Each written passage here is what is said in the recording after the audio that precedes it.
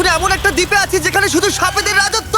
কিন্তু আমি এর থেকেও ভয়ঙ্কর জায়গায় যাব, যেমন বরফে ঢাকা একটা খাড়া পাহাড়ে উঠবো। আমি পড়ে যাবো, আমাকে নামাও নামাও। এমন একটা রাস্তায় গাড়ি চালাবো যেখানে প্রচুর মানুষ মারা গেছে। আমরা মৃত্যু থেকে আর 7 ইঞ্চি দূরে আছি। ভয়ঙ্কর শার্কদের সাথে কেজ ছাড়াই সুইমিং করব এবং আরো অনেক কিছু। আর শুরু করব এই কেজ থেকে, একটা আফ্রিকান সাফারির মাঝখানে যেখানে অনেক সিংহ, চিতা, হিপো এবং আরো অনেক প্রজাতি যেগুলো আমাদেরকে মেরে দিতে পারে। আমরা এটা কেন করছি? কারণ আমরা পৃথিবীর সব থেকে ভয়ানক 5টা জায়গায় যাব। আমি একটা সিংহ দেখতে পেয়েছি। ও মাই গড, এটা আমরা কেন করছি? আর যাতে সিংহরা আমাদের কাছাকাছি আসে তাই আমি অনেক মাংস এনেছি। ছড়িয়ে এবং কেজের চারপাশেও ঝুলিয়ে দেব। ভাই আমরা বেঁচে ফিরবো তো? কিন্তু আসলে যে কারণে এই জায়গাটা বেশি ভয়ঙ্কর সেটা হলো সূর্য ডুবে যাবার পরে আমরা দেখতে পাই না, কিন্তু ওরা দেখতে পায়। জিমি, ওদিকে দুটো সিংহ রয়েছে। এই শব্দটা তো কন্ডারের মতো লাগছে। না, এটা বিশাল ভাই। সবকিছু রাতে বেরোয় কেন? ভাই, আমাদের সিংহরা পুরো ঘিরে ধরেছে। আমাদের থেকে মাত্র 20 ফুট দূরে রয়েছে ওরা। ও মাই গড, আমাদের দিকেই তাকিয়ে রয়েছে। ও, এদিকেই আসছে। আমার খুব ভয় লাগছে। ও না না, ও আমাদের দিকে আসছে।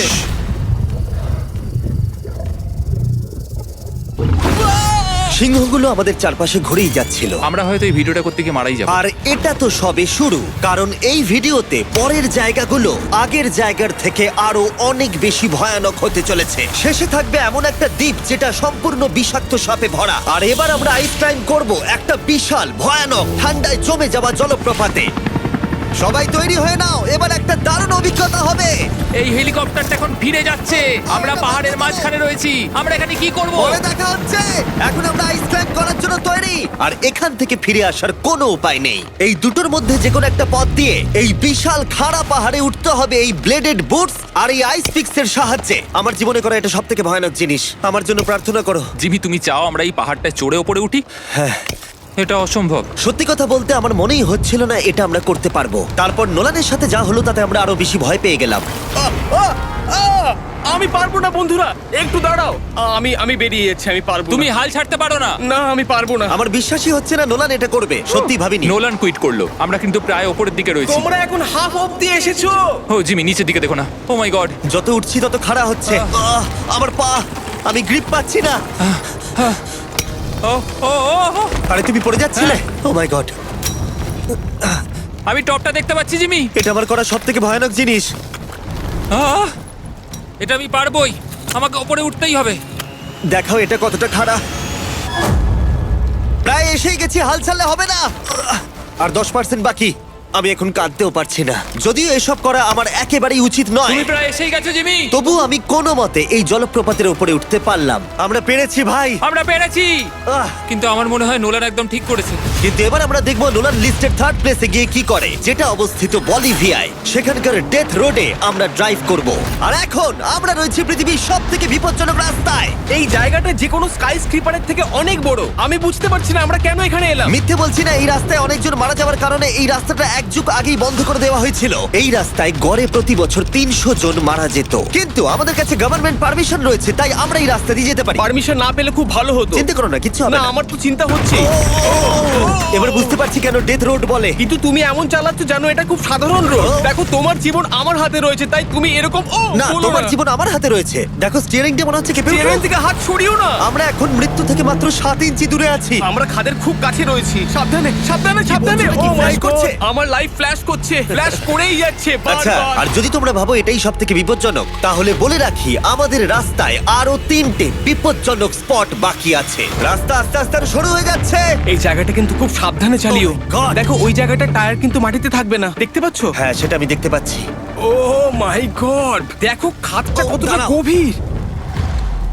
নোলান, তুমি কি একটু গাইড করতে পারবে? অবশ্যই, গাড়ি থেকে নামতে পারলে খুবই খুশি হব। ও দেখো পড়ে যেও না ভাই। এটা কি? একবার দেখো খাতটা কতটা গভীর। সত্যি অনেক গভীর। এখান থেকে একটা ওয়াটার হ্যাঁ, এখান থেকে আমাকে বার করো। ঠিক আছে। এটা তো পাগলামো ভাই। আমাদের গাড়িটা খাদের একেবারে কিনারায়। গাড়ির চাকা এই গভীর খাদের একদম পাশ দিয়ে যাচ্ছে। এটা পাগলামো। সাবধানে, এই জায়গাটা ঢালু রয়েছে আর খুব স্লিপও আছে। এগিয়ে এসো। নোলান, তুমি একেবারেই ডিরেকশন দিতে পারো না। আসলে আমি এখন চেষ্টা করছি গাড়ি থেকে বাইরে থাকার। অত ভালো ডিরেকশন আমি দিতে পারি না। তুমি ভিতরে ঢুকে পারো, কিচ্ছু পারছো না তুমি। ঠিক আছে। তাড়াতাড়ি বসো, এবার আমি স্পিড তুলবো। নোলান, তুমি কি জানো এই রাইডে কি করলে বেশি মজা হবে? কি? আমাদের brand new festival screamy peanut butter cup খেলে। ও, আমি ভাবলাম তুমি বলবে গাড়ি আসতে চালালে। না, ও মাই ফগ গড। অনেকটাই বেড়ে যাচ্ছে, সামনে ঠিকঠাক দেখা যাচ্ছে না। রাস্তার বেশ কিছু অংশ একেবারেই সাধারণ, কিন্তু বলিভিয়াতে ওয়েদার খুব তাড়াতাড়ি চেঞ্জ হবার কারণে হঠাৎ প্রচুর কুয়াশা মৃত্যুদূত হিসেবে সামনে চলে আসে। আরে দাঁড়াও দাঁড়াও দাঁড়াও দাঁড়াও দাঁড়াও দাঁড়াও, আমরা ধারে চলে এসেছি। আমি ভালো করেছি তো? না, আর একটু হলে কিন্তু আমরা পড়ে যেতাম। খাদের খুব কাছে আছি। ঠিক আছে, তাহলে এদিক দিয়ে বের করি। ঠিক আছে, একটু দূর দিয়ে চলো। হ্যাঁ আরে, ঠিক আছে। ওটা কিসের আওয়াজ হচ্ছে? আমরা অনেক কাছ দিয়ে যাচ্ছি। আমি ভাবলাম সবকিছু একসাথে মিক্স করি আর বের করি আমাদের নিজেদের ফেস্টিভ্যাল কাপ। এই কাপের সব থেকে ভালো জিনিস হলো আমরা পিনাট বাটার জার থেকে সরাসরি বের করে ইউজ করি। দেখো কতটা জ্যাব আছে, এটা দারুণ খেতে। এছাড়াও এর মধ্যে আমরা ফেস্টিভ্যালস চকলেট দিয়েছি। তোমরা হয়তো জানো না, ফেস্টিভ্যালস এর কৃষকদের আমরা যথেষ্ট পারিশ্রমিক দিই। আমরা ফেয়ার ট্রেড সার্টিফাইড বিন ব্যবহার করি। আমরা একেবারেই শিশু শ্রমিক সমর্থন করি না। ও মাই গড, এই তিনটে জিনিসই কোনো আমেরিকান চকলেট কোম্পানি করে না।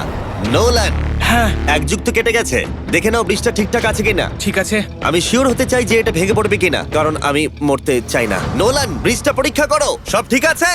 হ্যাঁ ঠিক আছে। বিগ চকলেট তাদের কৃষকদের মজুরি কম দেয় আর শিশুদের দিয়ে কাজ করায়। শুধুমাত্র পশ্চিম আফ্রিকাতেই লক্ষ লক্ষ শিশু শ্রমিক রয়েছে যারা কোকো ফার্মে কাজ করে। তাই তোমাদের এটা খাওয়া উচিত শুধুমাত্র স্বাদে দারুণ বলেই নয়, বরং চকলেট ইন্ডাস্ট্রিকে একটা বার্তা দেওয়ার জন্য। তোমাদের কৃষকদের যথেষ্ট পারিশ্রমিক দাও আর শিশু শ্রমিক প্রতিকার করো। এটা তো পাগলামো ভাই। আমরা ডেথ রোড সার্ভাইভ করলাম। এখন অবধি আমরা সার্ভাইভ করেছি, কিন্তু পরের বোনাস প্লেসে কার্ল আর নোলান শার্কে ঘেরা সমুদ্রের একেবারে মাঝখানে যাবে। আর কিছু কারণবশত জলে কেজের মধ্যে থাকবো না। হ্যাঁ, ইউজুয়ালি আমরা এটাই ব্যবহার করি, কিন্তু এবারে আর করব না। এখানকার শার্কগুলো অতর্কিতে আক্রমণের জন্য বিখ্যাত, আর এটাই এই জায়গাটাকে ইউএস এর সব থেকে বিপজ্জনক করে তুলেছে। বিশ্বাসই হচ্ছে না আমরা এটা করতে চলেছি। ও মাই গড, এগুলো তো অনেক বড় শার্ক। ও মাই গড। ভাই, আমরা এটা কেজ ছাড়া কেন করছি? ভাই, তোমার পেছনে পেছনে। ও মাই গড, এটা অনেক বড়। নোলান, এক্ষুনি ভাই, নামো। আমার ইচ্ছা করছে না, আমি যেতে চাই না। সত্যি আমি মরতে চাই না ভাই, মরতে চাই না।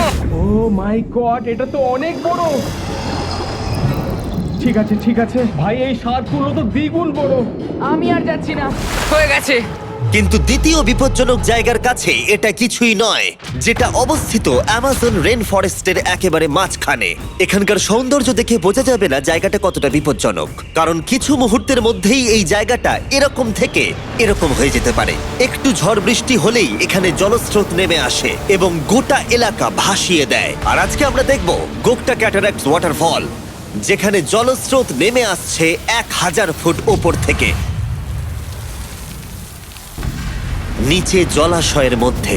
আর এই মেঘলা দিনে আমার সাথে এসেছে এই যে এরা। এ হলো হেজ, 70 দিন জঙ্গলে কাটিয়েছিল। এ হলো বেলি, যে কিউবে 100 দিন কাটিয়েছিল। আমরা এখন অনেক ভয়ঙ্কর জিনিস করতে চলেছি, যেখানে মৃত্যুর সম্ভাবনাও আছে। না মানে সেটা এসো, ছিল এসো, না। এসো তোমরা, চলো যাওয়া যাক। আর অনেকক্ষণ পরে আরো অনেকক্ষণ পরে সাবধানে। সব থেকে পিচ্ছিল জায়গায় ট্রেক করা, বিশাল খাড়া জায়গায় যাওয়া যেখানে এখনো মানুষের পা পড়েনি। বেঁচে গেছি। আমরা শেষ পর্যন্ত গন্তব্যে এসে পৌঁছলাম। এটা একটা ওয়াটারফল, দেখতে পাচ্ছ তোমরা? মানে একবার যদি স্লিপ খেয়ে দারুণ পড়ো লাগছে। তাহলে তোমরা শেষ। আর গাইডের সাহায্যে আমরা নদীটা সুরক্ষিতভাবে পার করলাম। এই দেখো, উই! আর তারপরে আমরা কিছু দড়ি সংগ্রহ করলাম, যাতে আমরা ওয়াটারফলের নিচ অব্দি দেখতে পারি। নিচ দেখতে পাচ্ছ? ওয়াও, এটা দারুণ লাগছে। হা! কিন্তু যেমনটা আমি আগে বলেছি, এই জায়গাটা দেখতে যতটা সুন্দর, এক মুহূর্তের ব্যবধানে এটা প্রচন্ড ভয়ঙ্কর হয়ে উঠতে পারে। এখন বিশাল পরিমাণে ঝড় বৃষ্টি শুরু হয়ে গেল।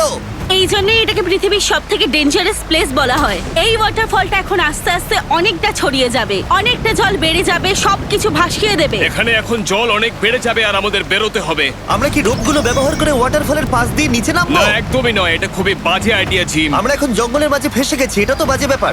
কত রিস্ক আছে। জিমির দিক দিয়ে কিন্তু কাদা আসছে, অনেক কাদা। আর যে কোনো মুহূর্তে এখানে বাজও পড়তে পারি। আর সত্যি আমি চাই না তুমি মরে যাও। ও, তাই আমাদের ইউটিউব ভিডিও এমার্জেন্সি অপারেশনে বদলে গেল। একটাই উপায় আমরা বেরোতে পারবো, একই পিচ্ছিল এবং খাড়া পথ দিয়ে আমাদের ফিরতে হবে। আর কিছুক্ষণ বৃষ্টি হলে এই জলস্রোত সবকিছু ভাসিয়ে দেবে। তোমরা দেখতে পাচ্ছ জলের পরিমাণ অনেকটা বেড়ে গেছে, আমাদের রাস্তাও ব্লক হয়ে গেছে। আমাদের এই দড়ির সাহায্যে বেরোতে হবে, অনেকটা সময় লাগছে। তোমাদের মনে আছে যখন আমি এই নদীটা পার করছিলাম আর হাসছিলাম? হুই! এখন আর একদম হাসি পাচ্ছে না। আমার সত্যি খুব ভয় করছে যদি আমি পড়ে যাই। এই যে সেই ওয়াটারফল যেখানে আমি তলিয়ে যাব। জলের স্রোত দেখো, মানে দেখো, আমি মজা করছি না। এই দড়িটা ধরো আর নিজেকে ঠেলে ওপরের দিকে ওঠো। আমাকে মরতে দিও না। আর অনেকক্ষণ পরে জল আর কাদার বন্যায় ট্রেকিং করে আমরা এই পাহাড় থেকে প্রাণে বেঁচে ফিরলাম। এখন আমরা পৃথিবীর সব থেকে মারাত্মক জায়গায় যেতে চলেছি। আমাদের লিস্টে পৃথিবীর ভয়ঙ্করতম জায়গার মধ্যে 1 নম্বর। আর এই ভিডিওটা সব থেকে ভালোভাবে শেষ করার জন্য আমরা এসেছি পৃথিবীর সব থেকে বিপজ্জনক আইল্যান্ডে। কেন এমন আইল্যান্ডে আছি যেখানে কিলিং মেশিন ভর্তি? মনে হয় আমরা মরবো। Bye bye. এখন থেকে অফিসিয়ালি আমরা কাল অবধি আছি। এটা সত্যি, আমরা পৃথিবীর সব থেকে বিপজ্জনক আইল্যান্ডে সারা রাত কাটাবো। আর আমাদের প্রতি পদক্ষেপে থাকবে অজস্র সাপ। শুধুমাত্র স্পেশালাইজড পোশাক আমাদের বাঁচাবে এই সমস্ত ভয়াবহ বিষধর সাপের হাত থেকে। যে কোনো জায়গায় সাপ থাকতে পারে, তাই না? হ্যাঁ, জিমি, কি হবে যদি কোনো সাপ আমাদেরকে কামড়ে দেয়? বেসিক্যালি যেই বিষ তোমাদের রক্তে এসে মিশবে, তোমাদের স্কিনের কালার চেঞ্জ হয়ে যাবে আর 1 ঘন্টার মধ্যে তোমরা মারা যাবে। এটা খুবই ভয়ের বিষয় যে আমি যে কোনো সেকেন্ডে মরে যেতে পারি। এটা পাগলামো ভাই। গোটা আইল্যান্ডটা কিলিং মেশিন দিয়ে ভর্তি। এটা কিন্তু দারুণ ব্যাপার। ওপর থেকে কিন্তু দারুণ লাগছে জায়গাটা। তুমি এখান থেকে পড়ে গেলে কিন্তু মরে যাবে। হ্যাঁ, সেটা আমি জানি। সবাই খুব সতর্ক থেকো। তোমরা হয়তো ভাববে স্নেক আইল্যান্ড নাম বলে এখানে হাজার হাজার সাপ ওপেন ঘুরে বেড়াবে, কিন্তু মাটিতে বসবাসকারী প্রাণীদের সাপগুলো মারার পরে ওরা এখন গাছের পাখিদের শিকার করে, কারণ এখন ওরাই একমাত্র জীবিত শিকার। এখন আমরা অফিসিয়ালি জঙ্গলে প্রবেশ করছি। যে কোনো মুহূর্তে সাপ গাছ থেকে লাফ দিয়ে আমাদেরকে কামড়াতে পারে। এতক্ষণ পায়ের চিন্তা করছিলাম, এখন তো গাছ থেকে সাপ পড়ারও আশঙ্কা রয়েছে। এটা পাগলামো ভাই। ও ও ও, এখানে একটা আছে, আমার মুখের সামনে ছিল। এই সমস্ত সাপেদের ধরে বিজ্ঞানীরা তাদের বিষ বের করবে, আর সেটা দিয়ে তারা অ্যান্টি ভেনাম তৈরি করবে। দাঁড়া, ওটা বিষধর। হ্যাঁ, তার মানে ওটা আমায় কামড়ালে আমি মরে যাব। হ্যাঁ, ও, ও, ও, ও, ও! ভালো করে কিন্তু ধরে রাখবে। এটা একটা বাচ্চা। ও না না, এ তো হারিয়ে গেল। তুমি এটাকে ফেলে দিলে। না, পালিয়ে গেল। এটা পালিয়ে গেল। কিন্তু তুমি, মানুষটা সাপটাকে এমন ভাবে ফেললো যেন আমি আমার ফোন ফেলেছি। যত আমরা জঙ্গলের গভীরে ঢুকছি, ঝোপঝাড়গুলো খুব ঘন, আমি আমার সামনে 2 ফুটও দেখতে পারছি না। যে কোনো জায়গায় সাপ থাকতে পারে। আরো বেশি সাপ দেখতে পাচ্ছি। এখানে ও, একটা ও, ও, আর ওখানে একটা। এবার কিন্তু ছাড়বে না, ঠিক আছে? ঠিক আছে, তাড়াতাড়ি ভিতরে ঢুকিয়ে দাও। এই সাপের বিষ কতজন মানুষের জীবন বাঁচাতে পারে?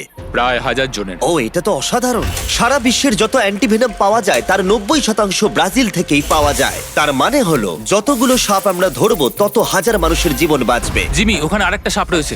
ও মাই গড, এটা তো বিশাল। আমরা অনেক খুঁজে পাচ্ছি, ওরা বাইরের দিকে তাই আসছে। দিনের বাকিটা সময় আমরা এই বিষাক্ত সাপগুলোকে ধরতে সাহায্য করলাম। এমনকি আমরা বিজ্ঞানীদের রিসার্চেও সাহায্য করলাম। দেখো, এই সাপটা মাটি থেকে 15 ফুট উপরে রয়েছে, আর সায়েন্টিস্টরা আমাদের গাছটাকে নাড়াতে বললো যাতে এটা নিচে পড়ে যায়। এই গাছগুলোর নিচে আমি কখনোই ক্যাম্পিং করব না। ও তো একটুও নড়ছে না। অনেকগুলো জীবন বাঁচাতে হলে আমাদের